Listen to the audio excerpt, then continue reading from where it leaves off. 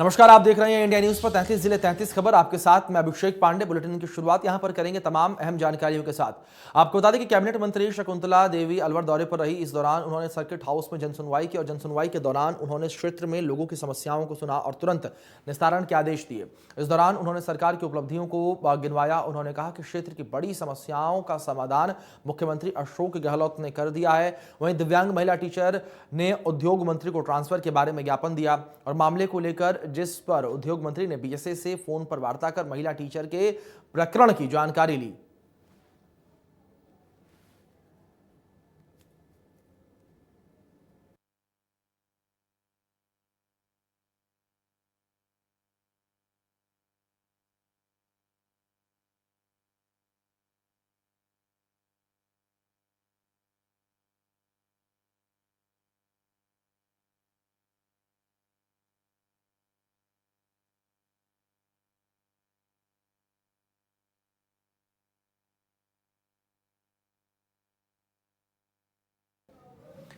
चलिए आगे बढ़ते हैं। आपको बता दें कि कांग्रेस अध्यक्ष सोनिया गांधी से ईडी की पूछताछ और महंगाई को लेकर कांग्रेस के प्रदेश भर में विरोध प्रदर्शन किया गया और मामले को लेकर नाराजगी जताई गई। हम आपको प्रदेश की ये कुछ तस्वीरें दिखा रहे हैं, जिन तस्वीरों में आप देख सकते हैं किस तरीके से विरोध प्रदर्शन किया जा रहा है और कार्यकर्ताओं ने नाराजगी जताते हुए प्रदर्शन किया।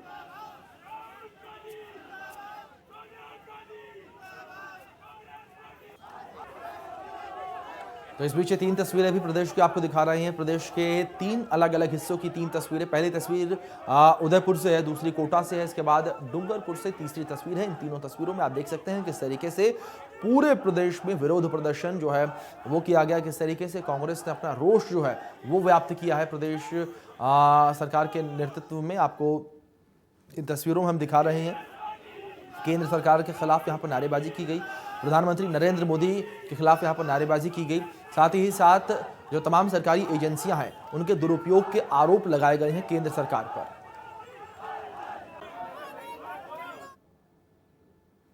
तो राज्य सरकार ने साधु संतों के विरोध प्रदर्शन और एक संत के आत्मदाह के प्रयास के बाद भरतपुर जिले की सीकरी और पहाड़ी तहसील में 749.44 हेक्टेयर सीवाचक भूमि का वन क्षेत्र घोषित कर दिया है। और राज्य सरकार के इस फैसले के बाद पर्यटन मंत्री विश्वेंद्र सिंह ने प्रेस वार्ता करके बीजेपी पर निशाना साधा है। उन्होंने कहा है कि कांग्रेस सरकार ने अपने दोनों कार्यकाल में इस क्षेत्र को वन क्षेत्र घोषित करने के लिए नोटिफिकेशन निकालने की पूरी कार्यवाही की, लेकिन बीजेपी ने अपने 5 साल के कार्यकाल में कमेटी बनाने के अलावा कुछ नहीं किया।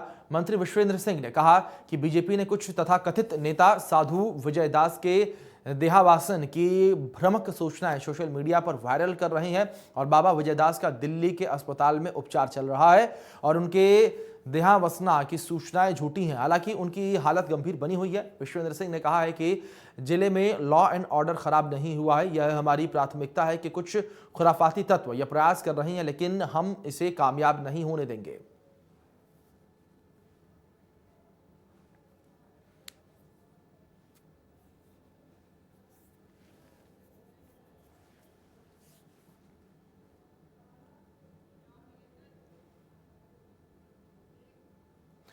तो वहीं कांग्रेस राष्ट्रीय अध्यक्ष सोनिया गांधी को ईडी का नोटिस देने और पूछताछ मामले को लेकर टोंक में जिला कांग्रेस कमेटी ने गांधी पार्क में धरना प्रदर्शन किया, जहां कांग्रेस जिला प्रभारी समेत जिला पदाधिकारियों ने केंद्र सरकार पर बदले की राजनीति का आरोप लगाया। कांग्रेसियों का कहना है कि जहां देश में महंगाई चरम पर है और आम आदमी का अपने परिवार का पालन पोषण करना मुश्किल हो रहा है, वहां केंद्र की सरकार आम जनता पर टैक्स का बोझ बढ़ा रही है। और उन्होंने कहा कि केंद्र सरकार की नीतियां जन विरोधी हैं, इसका खामियाजा आगामी चुनाव में भुगतना पड़ेगा।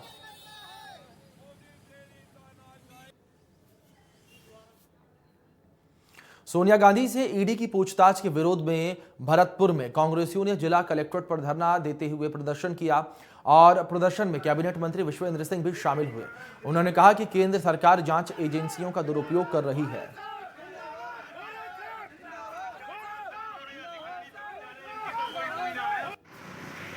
पूछताछ की जा रही है, लेकिन पूरे देश में रोज प्राप्त है, हर कांग्रेस में रोज प्राप्त है और हम इसका कड़ी निंदा करते हैं कि डिपार्टमेंट महिला जो इतनी अस्वस्थ है जो बोल भी नहीं पा रही, उनका इंटरोगेशन किया जा रहा है और ये कंप्लीटली झूठा मामला है।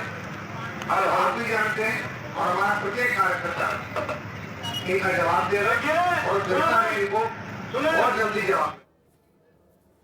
बीकानेर में सोनिया गांधी से ईडी की पूछताछ और लगातार बढ़ रही महंगाई के मामले में कांग्रेस ने कलेक्ट्रेट पर धरना दिया और केंद्र के खिलाफ नारेबाजी की।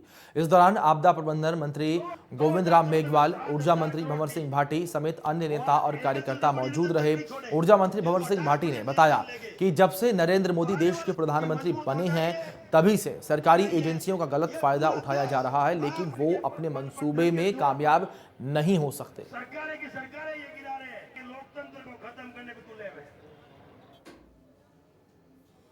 खबर जयपुर से। बीजेपी प्रदेश अध्यक्ष सतीश पूनिया से लोग जो है उन्होंने मुलाकात की और नगर निगम हेरिटेज वार्ड नंबर 4 के लोगों ने मुलाकात की। वार्ड नंबर 4 के लोगों ने पूनिया को अपनी समस्याएं बताई। सतीश पूनिया ने समस्याओं के समाधान का आश्वासन दिया।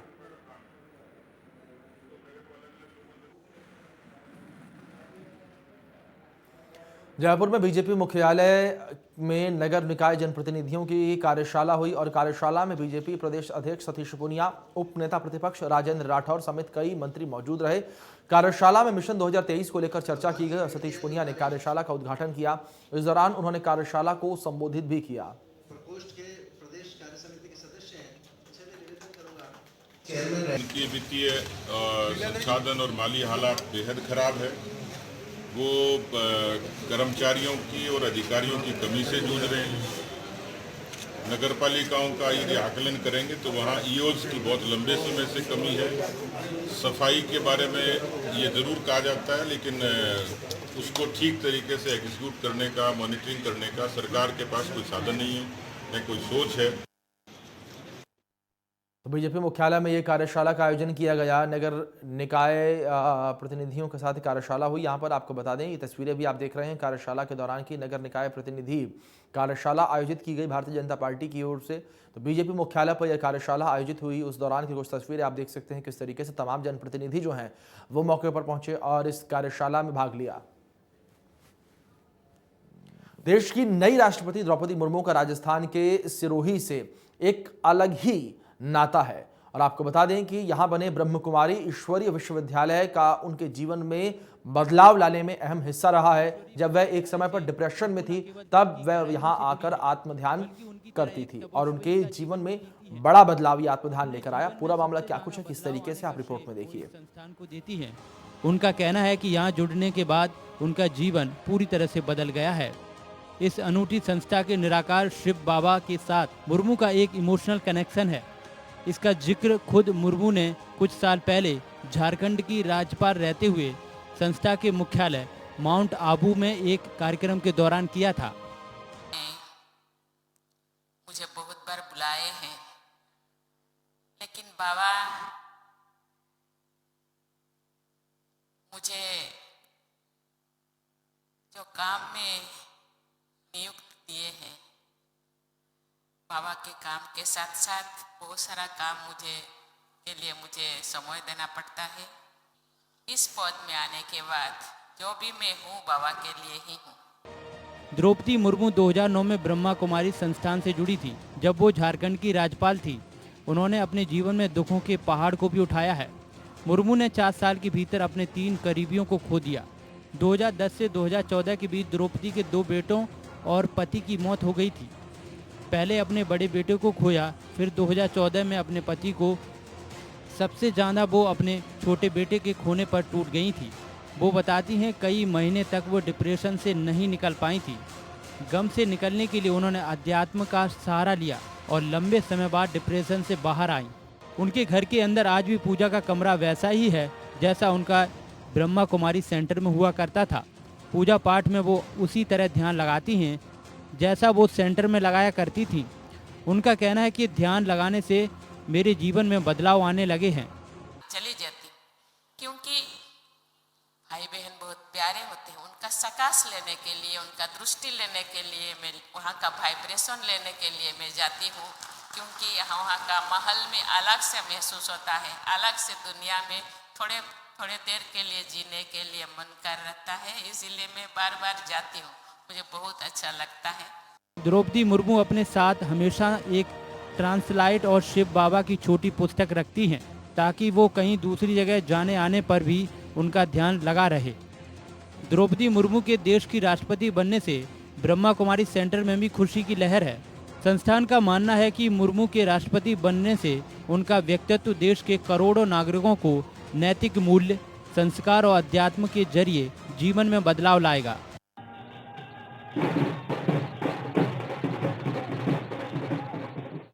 नई राष्ट्रपति द्रौपदी मुर्मू 25 जुलाई को राष्ट्रपति पद संभालने वाली हैं।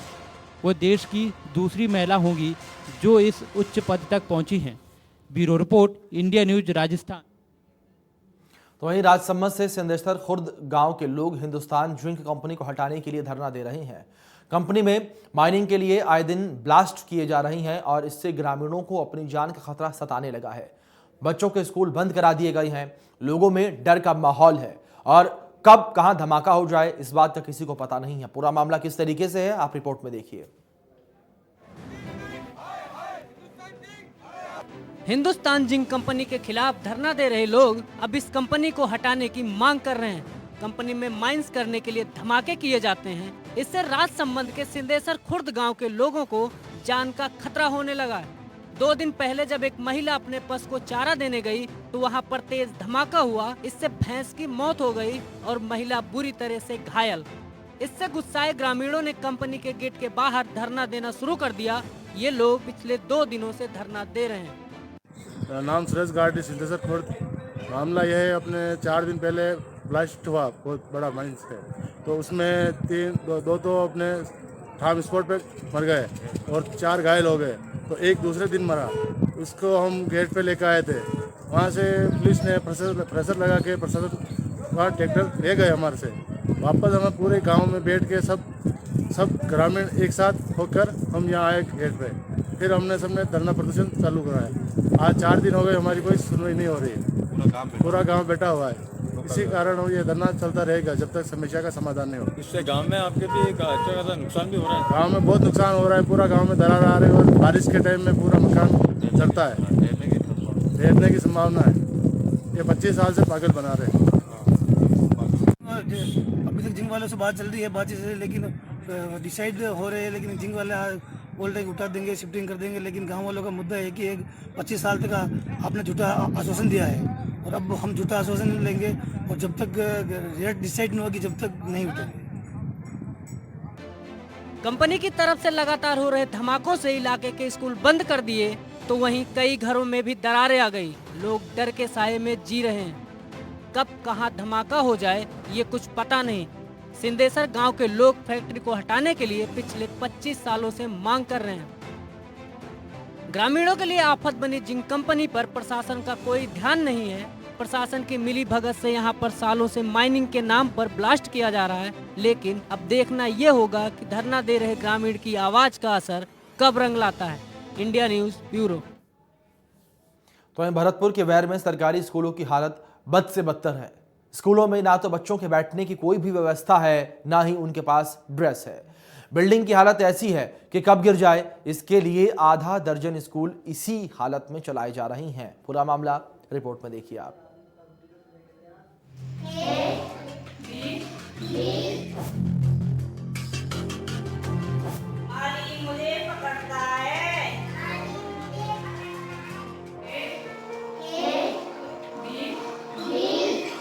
जमीन पर बैठकर पढ़ाई कर रहे ये बच्चे, ना तो इनके पास स्कूल की ड्रेस है और ना ही बैठने के लिए बेंच है। स्कूल के कमरों की हालत को देखकर आप अंदाजा लगा सकते हैं कि बनने के बाद इनकी कोई सुध नहीं ली होगी।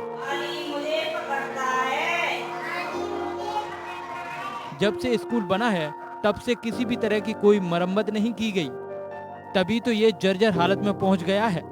दीवारें जगह जगह से दरार दे रही हैं। स्कूल के अंदर कोई भी मूलभूत सुविधाएं नहीं है। हालत ऐसी है कि कब ये जर्जर बिल्डिंग गिर जाए पता नहीं।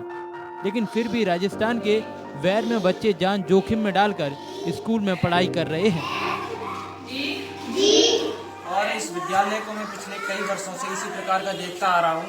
इसके अंदर किसी भी प्रकार की कोई भी मूलभूत सुविधा नहीं है, चाहे पानी की हो, चाहे बिजली की हो, चाहे बच्चों के लिए बैठने की हो, चाहे हवा की हो। किसी भी प्रकार की कोई व्यवस्था नहीं है। शौचालय नहीं है, दरपट्टियाँ तक नहीं है और स्कूल में जो स्टाफ है पढ़ाने का वो भी कम है। और बार बार जब हम इसकी शिकायत करते हैं किसी अधिकारी के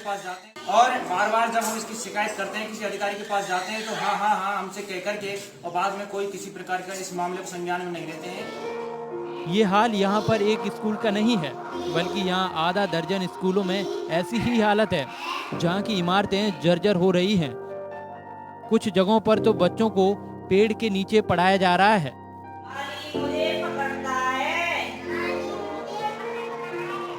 तो कहीं बच्चों को जर्जर बिल्डिंग के अंदर ही शिक्षा दी जा रही है, जहां पर ना तो पीने का पानी है और ना ही बिजली की व्यवस्था। वैर से विधायक और पीडब्ल्यूडी मंत्री भजनलाल जाटव से इस बारे में कई बार शिकायत की गई, लेकिन आश्वासन के अलावा कुछ नहीं दिया गया। वैर से हरदेव कटारिया की रिपोर्ट। तो वहीं बूंदी के केशर और पाटन में एक जिंदा महिला को सरकारी पोर्टल में मृत घोषित कर दिया गया। इससे महिला को मिलने वाली पेंशन बंद हो गई। पिछले 7 महीनों से उसकी पेंशन बंद है और वह अपने जिंदा होने का सबूत दे रही है। अब वह उसे चालू करवाने के लिए दर दर भटकने को मजबूर है। पूरा मामला आप रिपोर्ट में देखिए।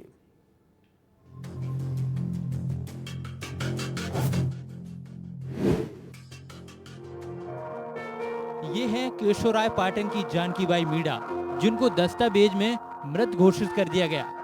अब ये अपने जिंदा होने का सबूत अधिकारियों को दे रही हैं कि मैं मरी नहीं हूँ, जिंदा हूँ। पिछले 7 महीने से उनको सरकारी पोर्टल पर मृत घोषित कर दिया गया और उनकी वृद्धाप्तर तो कभी उस दफ्तर। अब उनकी ये हालत हो गई है कि खाने तक के लाले पड़ने लगे हैं। पहले भी मैं मृत्यु घोषित कर दी और कौन भी मैं मृत्यु घोषित कर दी और हमारे पेंशन समूह गुदार चलाओ थी और यहाँ पंचायत वाला कोई ध्यान नहीं दे। दिसंबर 2021 में मृत घोषित कर रखा है। इनके वृद्धावस्था की पेंशन आती थी जो बंद कर दी गई है। 8 महीने से इनकी पेंशन रुकी हुई है। हमारे गांव के सेक्रेटरी साहब और सरपंच साहब इस बात पर कोई ध्यान नहीं दे रहे हैं। अधिकारियों की लापरवाही का आलम देखिए। 2 साल में 2 बार जानकीबाई मीणा को मृत घोषित कर दिया और उनकी पेंशन रोक दी गई। जानकीबाई मीणा अपने बेटे के साथ ग्राम पंचायत अधिकारियों से लगाकर स्थानीय विधायक चंद्रकांत मेघवाल तक अपनी पेंशन को चालू करने के लिए गुहार लगा चुकी हैं, लेकिन कोई सुनवाई नहीं हुई है। पति के गुजर जाने के बाद उनके पास सिर्फ यही एक आर्थिक मदद का सहारा था। पेंशन बंद होने के बाद महिला काफी परेशान है, लेकिन अधिकारियों की लापरवाही का नतीजा अब वह भुगत रही है, लेकिन उसकी फरियाद सुनने वाला कोई नहीं है। अब देखना ये होगा कि महिला की पेंशन कब तक चालू होगी। केशोराय पाटन से तो वहीं सीबीएसई बोर्ड के 12वीं के रिजल्ट जारी होने का स्टूडेंट्स लंबे समय से इंतजार कर रहे थे और परिणाम जारी होने पर छात्र छात्राओं में खुशी का कोई ठिकाना नहीं रहा। 12वीं का रिजल्ट जारी होने पर अजमेर के टैलेंट्स भी सामने आए हैं। इस दौरान आरजी एकेडमी की छात्रा शुभिका कपूर ने 97% अंक हासिल करके अजमेर का नाम रोशन किया है। अपनी सफलता का श्रेय शुभिका कपूर ने अपने माता पिता बड़ी बहन नेहल कपूर को दिया है। साथ ही शुभिका ने बताया कि एकेडमी के गुरुजनों के सहयोग के बिना सफलता हासिल करना मुश्किल था। शुभिका कपूर की मां प्रियंका कपूर ने बताया कि शुभिका साइंस की स्टूडेंट हैं और वह अभी अपनी बड़ी बहन की तरह डॉक्टर बनना चाहती हैं। वहीं शुभिका के पिता डॉक्टर विनय कपूर ने बताया कि शुभिका डॉक्टर बनकर आमजन की सेवा करने की उसने ठान रखी है। उस खुशी के मौके पर शुभिका को शहर के विभिन्न सामाजिक संगठनों के लोगों ने माला पहनाकर मुंह मीठा कराया और बधाइयां दी। मेरा नाम शुभिका कपूर है और मैंने अपनी 11th और 12th की पढ़ाई आरजी एकेडमी से की है। मेरे 12th में अभी सीबीएसई में 97% आए हैं और इसका क्रेडिट मैं अपनी फैमिली और टीचर्स को देना चाहूँगी जिन्होंने मेरे को हमेशा मोटिवेट किया और मेरे हर डाउट को सीरियसली लिया और सॉल्व करने में हेल्प की। और आगे चल के मैं डॉक्टर बनना चाहूँगी। और सुमेरपुर के गोगरा में मुख्य मार्ग पर कीचड़ होने के कारण ग्रामीणों को खासी परेशानियों का सामना करना पड़ रहा है। इस समस्या को लेकर ग्रामीणों ने ग्राम पंचायत का घेराव किया था और मामले को लेकर एसडीएम को ज्ञापन सौंपा था। ग्रामीणों की शिकायत पर उपखंड अधिकारी सुरेश कुमार मौके पर पहुंचे और ग्रामीणों की समस्याएं सुनी। ग्रामीणों ने उपखंड अधिकारी को बताया कि यह समस्या पिछले लंबे समय से है, लेकिन ग्राम पंचायत इसकी ओर कोई ध्यान नहीं दे रहा है। और इस दौरान एसडीएम ने समस्या के निस्तारण का आश्वासन दिया। और बता दें कि इंडिया न्यूज राजस्थान ने ग्रामीणों की इस समस्या को प्रमुखता से दिखाया था। अधिकारी जी मौके पर ग्रामीणों की मांग के अनुसार पधारे थे और ये सड़क जो है पीडब्ल्यूडी सार्वजनिक विभाग द्वारा बनाई गई है और इसका जो ढलान सही नहीं होने के कारण जो है बरसात का पानी और नालियों का पानी है वो जमा हो गया है। साहब ने पीडब्ल्यूडी विभाग को निर्देश दिया है कि और ग्रामीणों को आश्वासन दिया है कि शीघ्र ये काम ये जल्दी से जल्दी ये इसकी समस्या का समाधान करने का भरोसा दिलाया। पुलिस कंप्लेंट के द्वारा भी नालियों को खुलवाया गया था। बाकी वो बारिश के कारण जो है ज्यादा मिट्टी होने के कारण वो आगे जो पानी है वो रुक गया है। समाधान ग्राम पंचायत से मिलकर करवा देंगे सर। आज आए हैं पीडब्ल्यूडी से बात करके वो लेवल भी करवाएंगे और जो आपकी नाली है वो उसका भी निर्माण करवाएंगे। हिसाब से भैया आए तो इनको मौका दिखाया गया। मौका दिखाने के बाद में इन्होंने बताया कि पीडब्ल्यूडी का रोड है, पीडब्ल्यूडी के एन साहब को बात करेंगे। एन साहब भैया आके मौका मुआवजा करके फिर ये डिप है उन डिपो को जल्द से जल्द ठीक करवाने की कार्रवाई करवाने की।